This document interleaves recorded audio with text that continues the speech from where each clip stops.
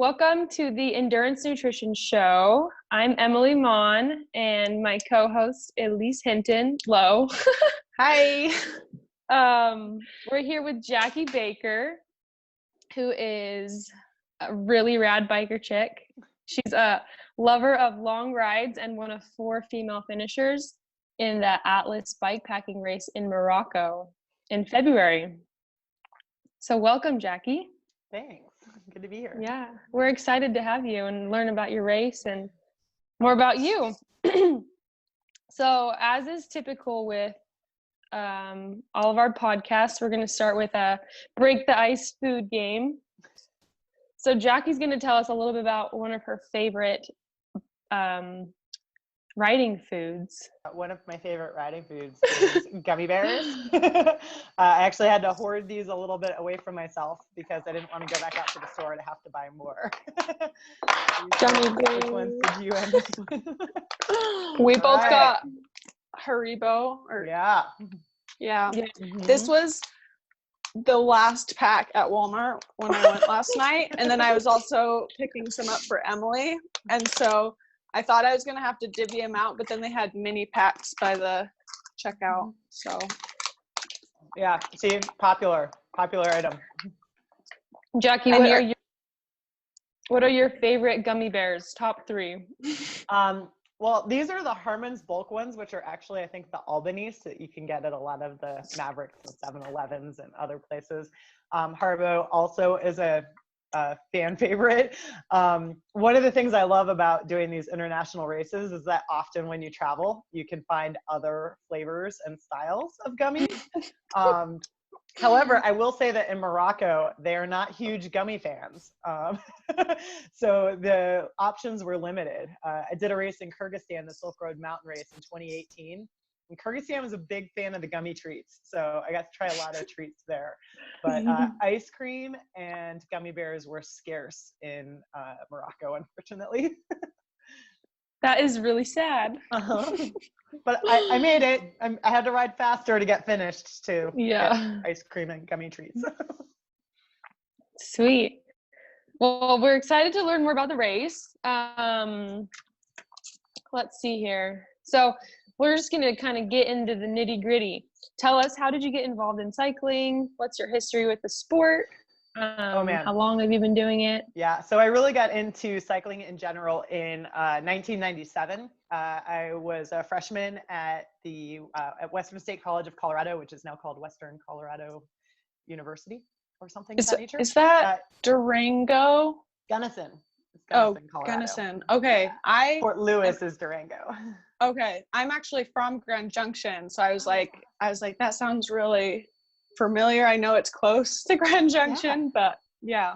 Yeah, we used to, I raced in college. That's kind of how I got into it. And we used to race Mesa State, which is now a different name as well. Colorado Mesa University. There we go, right? Yeah. So I'm old, but I started riding in 1997. That summer, I had grown up riding horses and skiing and things, but when I went to college, I didn't have my horse, and I had been a cross-country runner, but I was in no way close to being able to even run club at Western because they're super fast there. And so all of my friends rode mountain bikes, and I would go on these rides with friends, and they would be terrible. I was riding an Umbros on a Diamondback Outlook Steel POS, and I would come back from a ride and be like, that was horrible, and people would be like, no, mountain biking is fun, come out with us. And really it's the people that kind of hooked me. And then kind of a story that hasn't changed over time is that the team, the Western State cycling team, the collegiate team, needed women to race to get more points. And so they just kind of like suckered me in, because as long as I finished the races, I would get points for the team. And then I eventually got hooked. So I started off racing cross country. And then eventually in my mid-20s, I started racing gravity thanks to an old discipline called Super D, where it was kind of a mass start descent type race, kind of what, for those who don't know, it's kind of like what enduro is now, but it was only one stage. It was a lot longer. You started at the top, you finished at the bottom. And I figured out that I was kind of good at that. And then eventually from there started riding and racing downhill. And I had a very brief pro downhill stint where I raced in California and Utah, went to nationals, things like that. Not very good, was broken most of the time, but gained a lot of skill, which was really awesome, and learned a lot. And so then when I kind of stopped racing gravity, I really just started riding a lot on my own, kind of in the woods. I lived near Downeyville for a little while, and would go on big long rides. Had a really good race at the Downeyville Classic one year, and then just kind of spent a lot more time on my own in the middle of nowhere. And that's kind of where I started getting excited about being a little more self-sufficient, though I didn't really realize it at the time. And then I worked for Giant for several years. I worked with their women's program, drove a van around the country and helped shops do better selling to women. And a friend of mine suckered me into signing up for the Cape Epic in 2012. And so we were in separate parts of the country training and came together in South Africa and did and completed the race. And I swore I would never do anything like it again. We finished it. I was miserable. I barely finished. The only reason I think I finished is because it's a partner race. And if you don't finish with your partner, you're not considered a finisher. And I didn't want to do that to my partner. And it was rough. It was super rough. I had a bunch of physical issues, and finally limped across the finish line. And when I was training for that, Kelly Emmett was our coach. And one of the things that she told me leading into it was, make sure you eat real food. Save all the gels and all of the sugar and all of that stuff for the end of it any day, so that it just gets you through. Like the sugary gel endurance type product is there to just get you through, but real food is what's going to allow you to spend a day on the bike and not feel sick.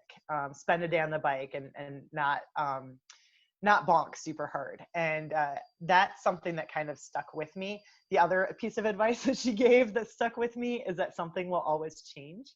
So like climbing a super hot, long hill with blazing sun, hating life, around the corner, there might be a breeze.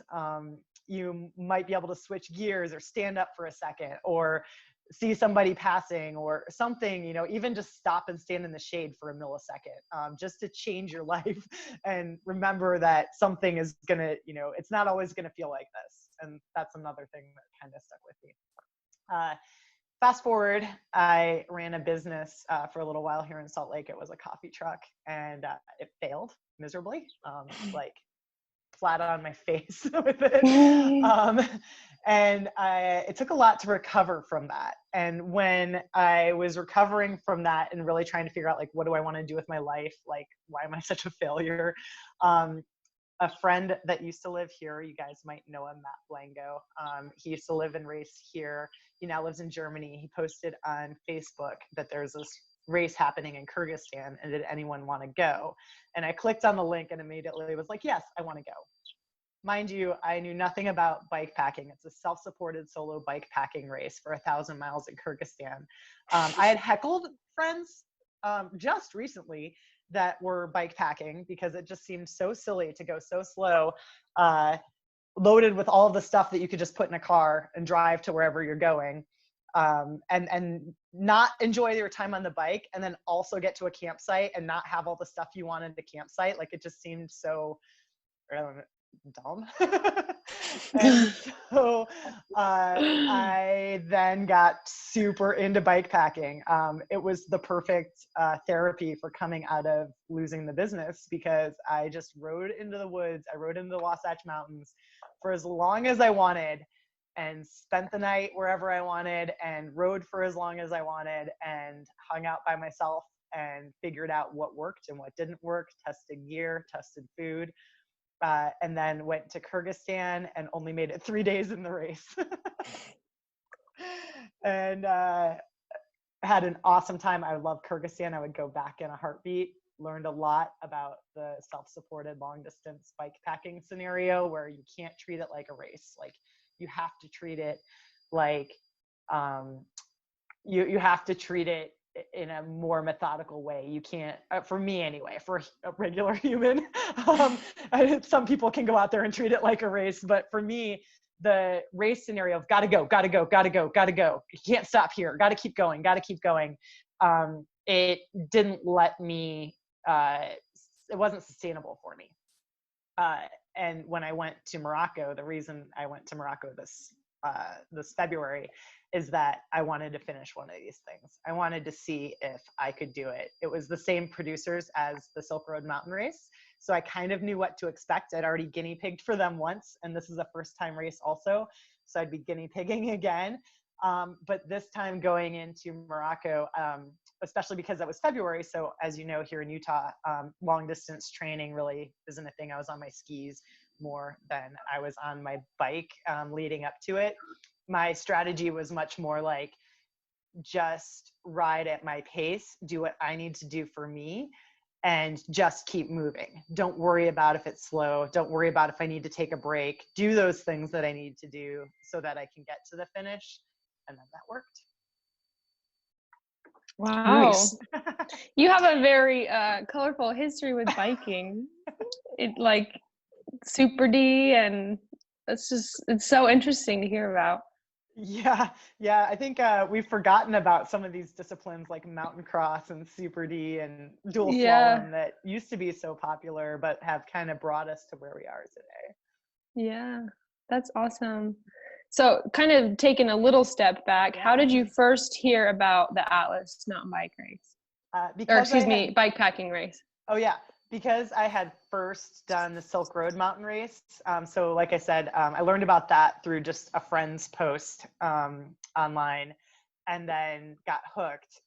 Atlas Mountain Race is the same producers as Nelson Trees, and he put on the Silk Road Mountain Race. And so that I had started to see some photos trickling around, and I'd started to see, they started an Instagram page and things like that for Atlas Mountain Race. And I started kind of poking around, like, is this a thing that's going to happen? And they hadn't announced times or when it would happen yet. This was like last summer.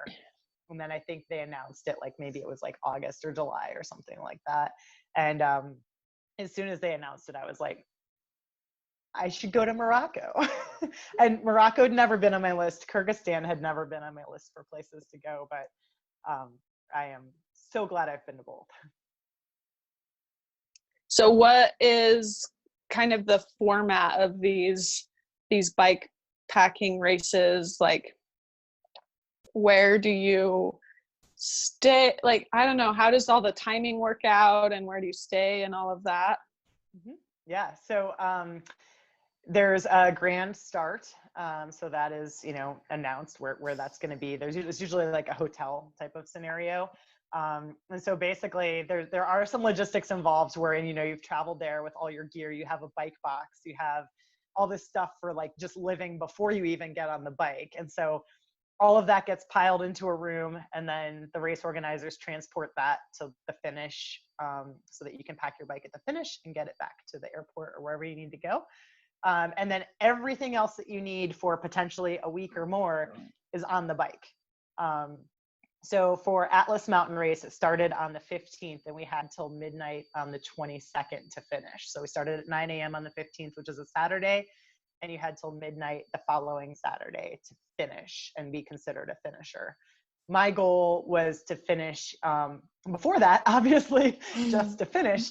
But I was pretty convinced I could get done either sometime on Friday or sometime on Saturday, just based on, and you're totally going on like topography. You do get released a GPX track of the route beforehand. So, I mean, you're Google mapping everything to see like what little town has shops, how far do I think I can go in a day.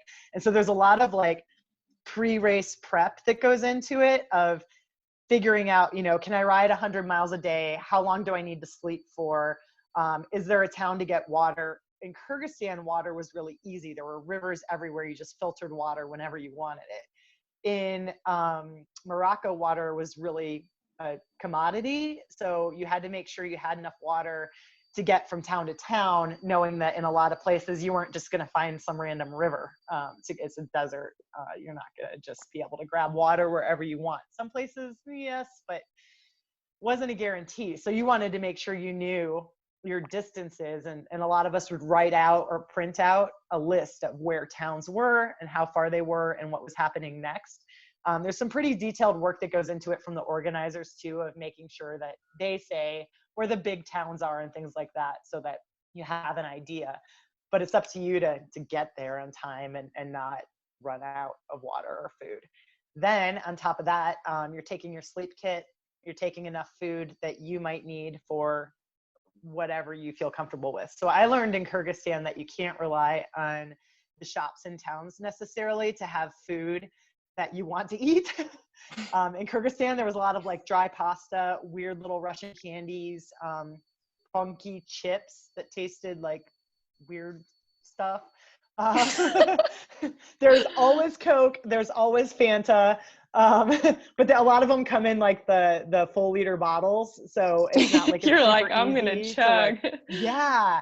You're not like you can just, you know, throw a can of soda in your pack and then drink it later, you know.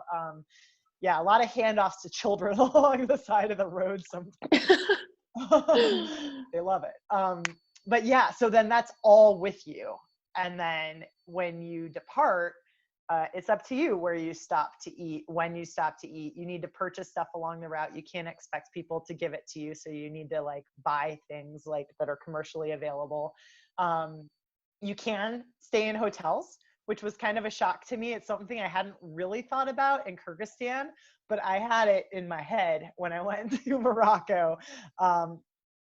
I had only one night that I really, really, really wanted to stay at a hotel, and I kind of planned on it. And then I got to the town and realized there was like no option for a hotel. There were a bunch of us that were like, we're ready for no, not going to happen. So I slept under the stars that night, and it was really pleasant. But most of the nights you're finding a camp spot and you're putting down your bivvy and you're going to sleep on your own and just whenever you feel like it, which is actually really freeing. Because when you know that you can take a nap at any point in time, it feels pretty good. Like, you'd be surprised at how few naps you take when you know you can take a nap at any point in time. I have a question. Yeah. How much of your days were spent biking versus sleeping versus eating? Most of my day was spent eating. Yeah. A lot of it is spent like eating on the bike. So you have like a bag on the front, like they call it like a gas can that you unzip and like chew up, grab all your snacks and stuff like that. Everybody sets up their cockpit differently so that whatever you want is easily accessible to you. And I would spend a lot of time, like if I did take a stove, which is something I didn't do in Kyrgyzstan, which caused me a little bit of problem. But this time I took a stove and I used a BioLite, which feeds off of wood or sticks or paper or whatever you might have. So I didn't have to worry about gas canisters because you can't fly with them. Then you have to find them and then you don't know what size they're going to be. So the BioLite would also charge things, which was really awesome because you use a Dynamo Hub, or I used a Dynamo Hub. You can also use solar panels, and there's a few other ways to charge product and use battery packs while you're riding. So you have your lights and you have your phone and you have your GPS always charged and ready to go. And then this little stove would also charge stuff while I was like cooking noodles or whatever. So it's kind of cool because I'm a real big fan, whether I'm road tripping or whether I'm bike packing, of like multitasking when you stop. So it's not just stopping, it's I'm charging, I'm eating, I'm rearranging product in my packs, I'm using the restroom, like whatever I need to do all in that one stop. So it's not 7 stops, along the way. And what I found is that most of the time, you're riding and you're eating or drinking, but sometimes you do just need to stop and have that snack. Or a lot of times, especially in this race, it's moving water around. You have water in other bottles that aren't accessible. So now you need to move them into the bottles that are most accessible to you. I would say, like, based on kind of the Strava data from my GPS and things like that, I think one of the stints, I think I tried to record the entire stint from the first 250 miles.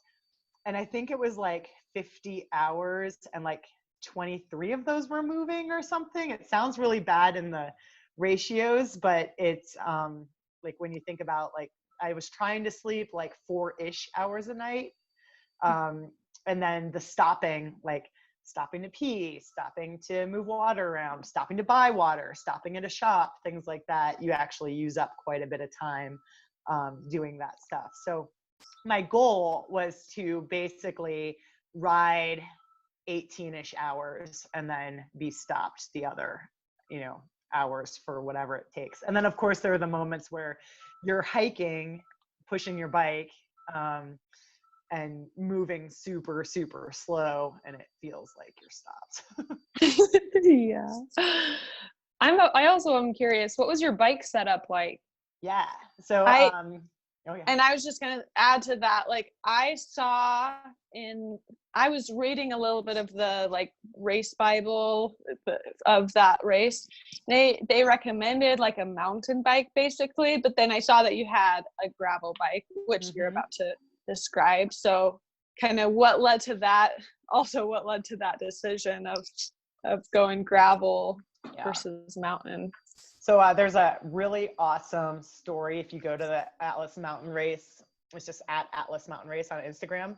There's a great little story that's actually somewhat embarrassing, but still kind of funny in their like stories feed that you can grab from the race itself. It's like in the history of me at the waterfall heckling anyone who's on a mountain bike and not absolutely crushing us, which is kind of super bad, but it's also kind of funny because a mountain bike would have felt like pure luxury in a way because it was rough. I mean, a lot of the stuff we're riding, it's straight up Moab.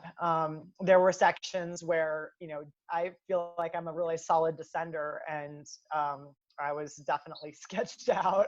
There were also spots where it was literally impossible to ride, or at least was for me, when I can only imagine. And folks who aren't used to that kind of terrain.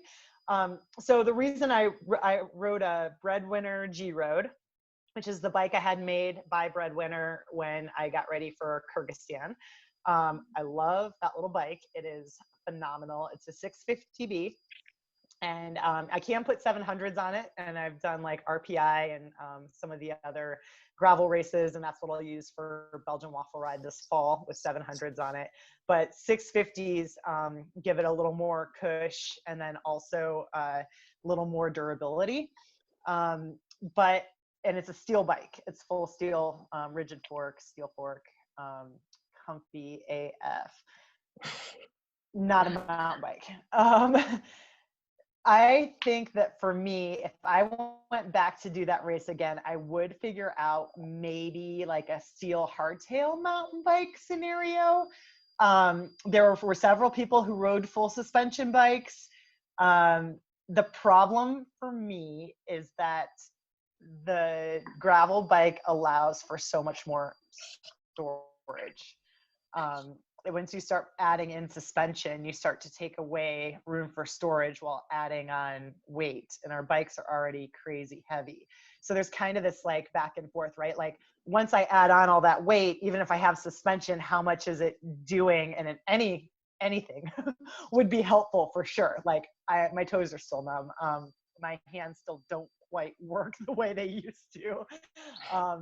But at the same time, being able to have all of the gear that I know that I need to survive. If I slow down just a little bit in some of those descents, if I have to walk a section or two that I would normally be able to ride on a mountain bike, it's probably fairly minimal compared to riding the mountain bike fully loaded. So yeah, I think a mountain bike is definitely like, I think we'll see next year more people on mountain bikes at Morocco if Atlas Mountain Race gets to happen again.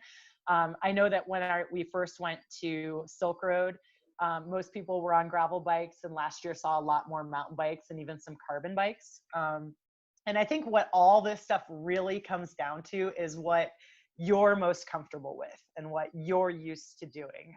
That old saying of you never change anything for race day really plays true in this scenario, because if you're not used to how you pack your bike, if you're not used to how things work, if you don't feel 100% confident in your gear, it's going to be really hard to get out into the middle of nowhere and still maintain that confidence and that positivity when things start to get a little rough.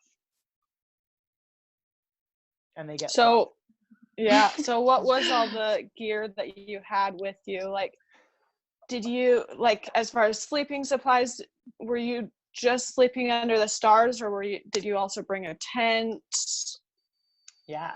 So I'd been watching the weather quite a bit beforehand, and to Kyrgyzstan, I'd only taken a bivy pad and a quilt, which is it's a Western mountaineering nanolite. So it was like it handled freezing temps, and I've slept up here at Twin Lakes Pass in freezing temperatures before, where I've woken up and it's frosty. My shoes are frosted over and things like that, and I've been comfortable. Well, the crew in Kyrgyzstan then proceeded to just get snowed on every single night. And one thing you don't want when you're in a bivy is to get snowed or rained on, because nothing keeps that. A bivy is just like a bag that goes over you in your sleeping bag. There's nothing to hold the bag off of your face.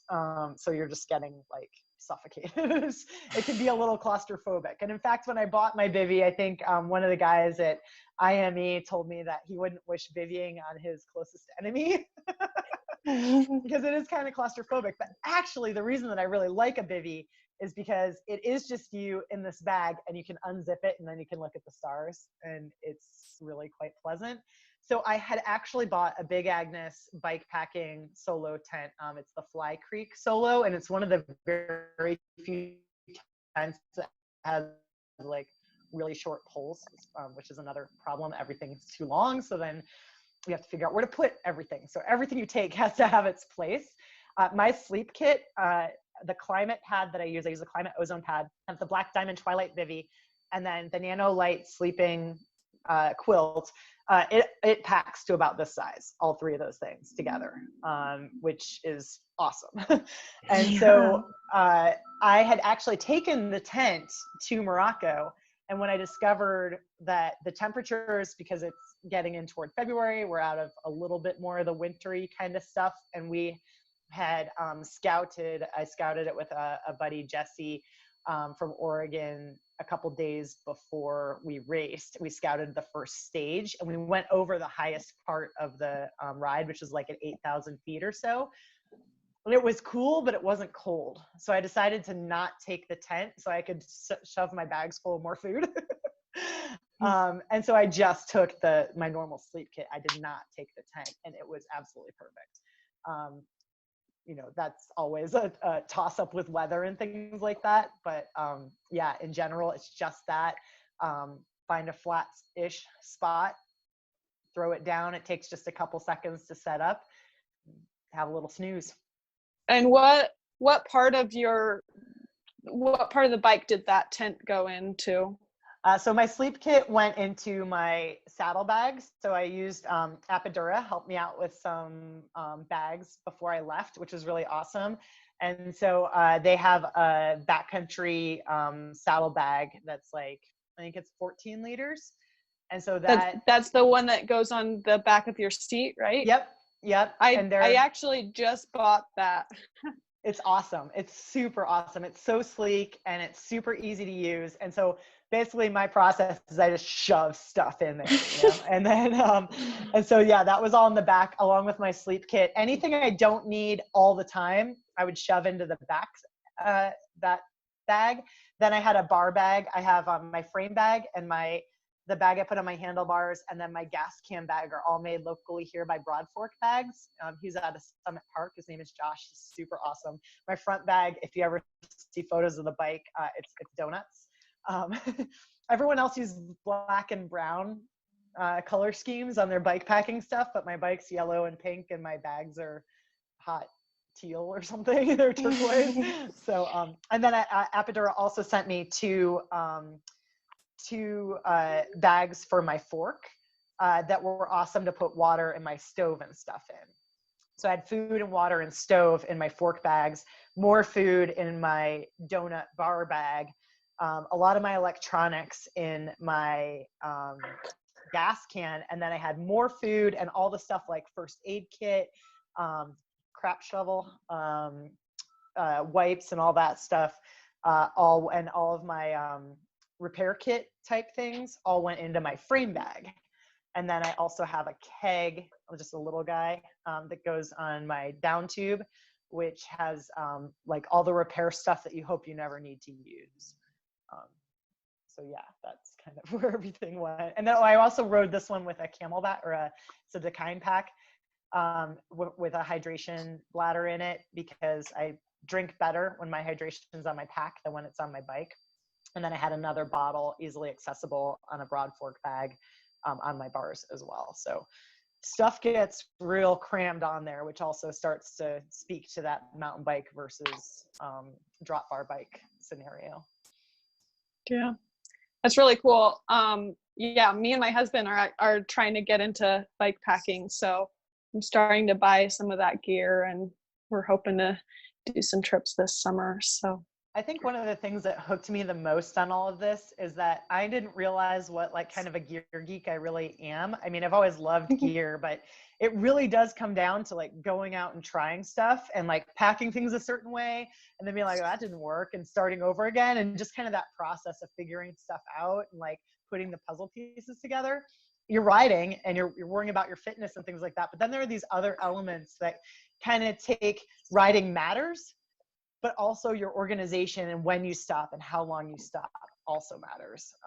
I found that guys, I would be riding with guys at Atlas Mountain Race, and I'd see people, and you're always seeing, you kind of hopscotch with like a bunch of different people over time, and they kind of become your little family.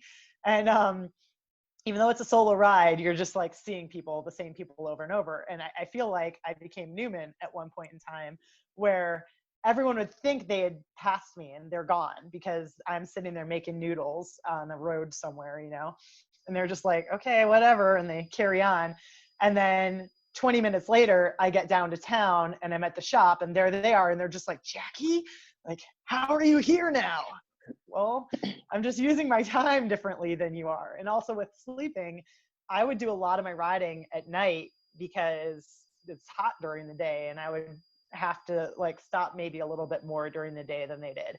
But I felt really good riding at night. So people would bivvy and they would have passed me before, and then like midday the next day, we're all at the same cafe and they're like, why? We thought you ditched you, you know? And I'm like, well, here I am. Sorry, guys. Like, that's awesome. So we do have a question a little bit about, so this is a completely self-supported ride. What did you do for food, and what type of challenges were there in getting the nutrition that you needed? Yeah. So I took with me a bunch of stuff.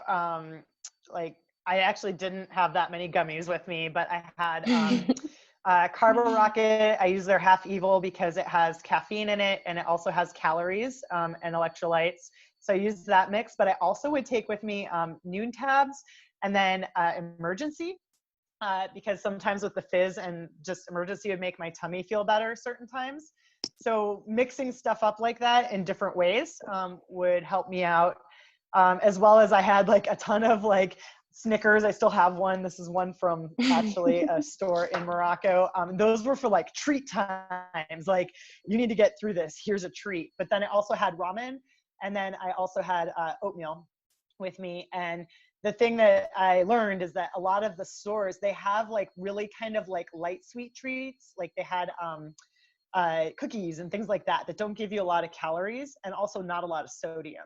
So having the ramen with me really helped a lot. The one struggle was that getting like decent calories when you stopped was really hard. They really like their omelets there, but they don't put any salt on them. And then the other thing I found kind of partway through, and this is thanks to another racer, Ben Salthouse, I'd been worried about some of the dairy. I just don't, you know, as you know, like riding and dairy don't always go super well together. But he was just like loving this like mango-y yogurt drink thing. And I'm like, I like mango lassi. I'll try one of those. Changed my life. Like every time I stopped, I would try a different flavor, or I would get one of those like yogurt treats. And then you've got some protein and then some good fats, as well as a little bit more of the easy calories, and set me straight. Like I was totally fine. One thing that was super weird in Morocco, I felt like I burnt my tongue from the sun. Like I felt like I was like mouth breathing so much. And it could have been like partially that, also partially literally mouth breathing too much, as well as some of that fine dust. My mouth hurt so bad all the time. And you're also eating sugar all the time. Trying to balance that, like not eating so much sugar with eating real food when you're 4 days out, it gets really tricky. At one point I found an orange and I was so excited to eat an orange and it hurt so bad. Luckily they also had bananas, so the banana went a little bit better.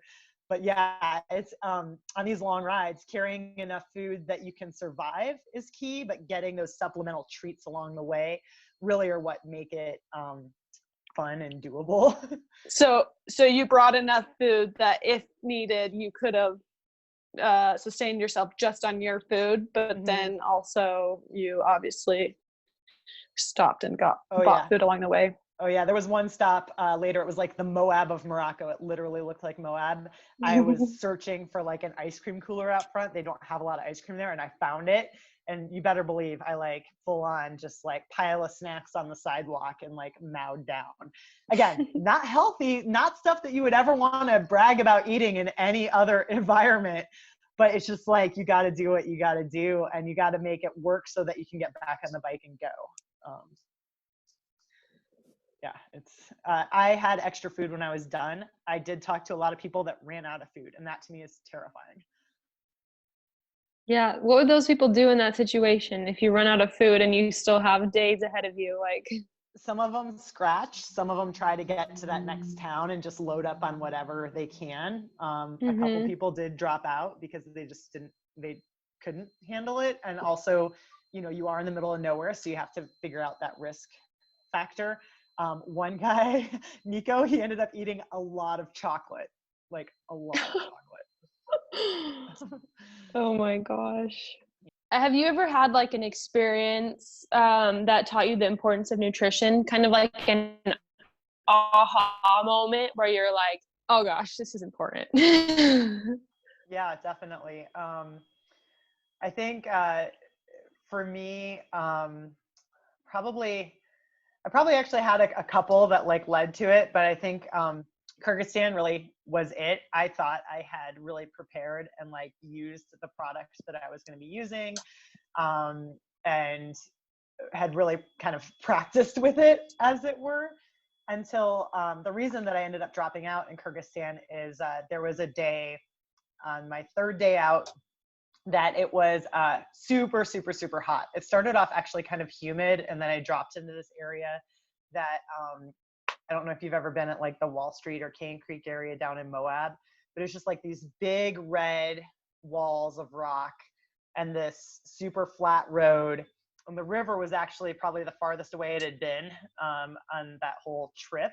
And it was way down this kind of gnarly, scrubby section of like probably an old washout. And it was, later I learned it was 113 degrees out. I didn't know that at the time. I just knew I was hot, and like my arms were searing, and I kept putting on sunscreen, and it just kept kind of like melting off. And then I knew I had plenty of water with me, but I was drinking water and I was drinking my electrolytes. I kept telling myself what I needed to be doing, and nothing tasted good, nothing felt good, and ended up puking up water instead of drinking it. And knew I was kind of in a bad way at that point in time. Made it to the next town and just realized that like I'm not prepared for this. Ended up scratching, which was probably the best decision I made because I had a really awesome time in Kyrgyzstan after that, not racing. And what really struck me kind of in reassessing what had happened was that I had really scheduled like what I was going to eat and when I was going to eat it and how I was going to eat it in my head beforehand. And what I really needed to do was just load up on all the things that I know I like to eat and let myself eat them as I wanted to eat them and not kind of force it. And taking that away, I ended up recovering a bit, and I went to yurt camp by it's the world's second largest salty lake, Issyk, which is kind of the gem of Kyrgyzstan. And I would ride out toward the course like 4 or 5 hours out and back every day once I had had a couple days of recovery. and I would stock up in town on just like yummy treats that I was excited about, and go out and do these long rides and come back, and I would never feel bonked. I'd never feel like I was completely worked. I always felt like super stoked. And it kind of dawned on me, like, what I need to do is, yes, have those pieces of nutrition that supply electrolytes, supply sodium, supply the fats that I need. Oh, I forgot, on this ride, one thing I took with me was a bag of mixed nuts that I made like at the bulk, like I brought with me from here. And it had like everything from like almonds to pumpkin seeds to some like different types of like, salted and spicy and various things in there. So that at any point in time, if I needed more salt or I felt like I needed more fat, I could just stop and like have a handful of nuts, and it would actually like carry me quite a ways. And like, some different, things that actually have crunch to them sometimes are really exciting out there. And so that was kind of what then propelled me into the next couple of years, which is, so I did Stupid Pony this past fall, which is 210 miles from Lehi, Utah to Wendover, Nevada, or I guess it's West Wendover, Utah, East Wendover. Anyway, it's Wendover. And there's no 7-Eleven out there. Like once you start, there's nowhere to stop for food. So you really had to take everything you wanted with you. And I maybe overdid it a little bit, but kind of in preparation for Morocco, I'm like, what will I want to eat when I'm in the middle of nowhere and I have all the things I love with me on the bike, Twizzlers, Fritos, PB&J, some magic bars that I make, a bunch of different things like that. Will I eat the salty stuff? Will I eat the sweet stuff? What will I eat? And that really kind of helped me get a better gauge on eating what I want when I want it and not forcing it. And that seems to work out.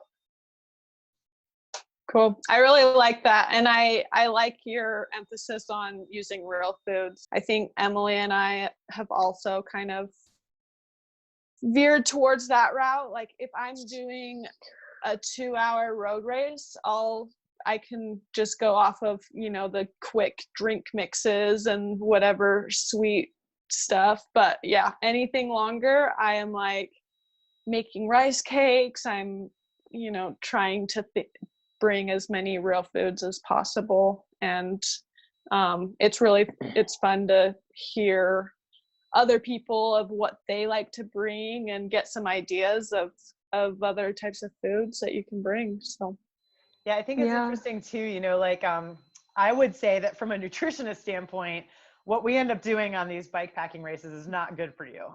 It is a lot of sugar, and it's not good calories per se, but a lot of it too is that if I were to make rice cakes at home, I would have to travel with them, a week early in Morocco, and they'd still have to be good a week later after spending, 3 days at 80 plus degrees outside in my bag, right? Like there's a point where, and fresh fruit, like everyone was loaded up with bananas when we were leaving Marrakesh at the Atlas Mountain Race. And it's like, yeah, I don't know when we're going to see fresh fruit again, but it's also at some point, if you have this super strict, there are folks that are out doing these rides that are gluten-free, vegan, vegetarian, etc. I'll eat anything, but it also poses another problem of making sure you have what you need with you, so that if you get to a store or you get to a place and it's all filled with wheat, what are you going to eat and how are you going to make it work? And I think that's another side of this that takes you outside of that normal racing realm, where you're going to have a hard stop, hard start, hard stop, and you're going to be able to get the food that you're used to right away. You have to definitely be a little flexible in when and how it's going to come together. Well, thank you for sharing with us about your race. Yeah. It's really fascinating to hear about. Yeah, the landscape was absolutely spectacular. I mean, if anyone has any goals to do some like longer rides, it definitely opens up your ability to see things that you would never see otherwise. Yeah. I have extreme wanderlust, so it's super fascinating to me. Hopefully, in the future, I'll get to go. Yeah. Okay, so before we finish, we have some quick fire questions for you. Are you ready for them? Yeah. Okay, so the first one, gummy bears or gummy sharks? Ooh, probably bears. We get a lot more variety. Yeah. All right, dirt or road? Dirt road. Dirt. All right, Dirt. perfect. Camping or hotel? Camping if I'm by myself. Okay. Cats or dogs? Cat. Cat. What's the dumbest thing you've ever spent a significant amount of money on? Bike packing. All right. And last one, what's your favorite place you've ever been and why? I think it was Kyrgyzstan. I would absolutely love to go back there and just ride. The mountains are so incredible. The people are so friendly. It really, I know it sounds cheesy, like stole a piece of my heart, but it is so spectacular, and I would just absolutely love to go spend more time there. Nice. We'll have to make a girls trip or something. Okay, well, we've loved interviewing you. Oh, Thank you for sharing everything. Thank you. I really appreciate it. Yeah. All right. Well, I'll see you ladies later. Bye. Bye. Okay, bye.